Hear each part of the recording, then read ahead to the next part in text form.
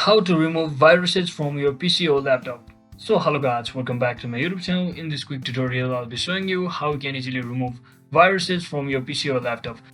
So the first thing what I'll be suggesting you is just download any one of the paid version of antivirus software such as Kaspersky, which is one of the most legit antivirus software.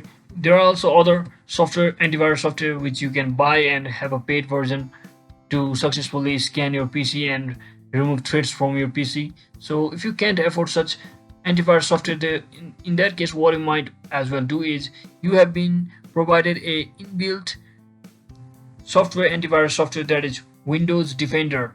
So it comes with Windows pre-installed. So you might as well come over to the search bar and simply search in for Windows security and just click on it and open the section over here, and you can see there is option called virus and threat protection. So just tap on this. So basically from over here you can simply quick scan or also scan other options such as scanning the whole PC like full check, which checks all files and running programs on your hard disk. This might take long hour because of it scanning every single file. So once you do all of that, it will automatically detect any viruses over there, and you can quarantine them or try to remove them based on your choice.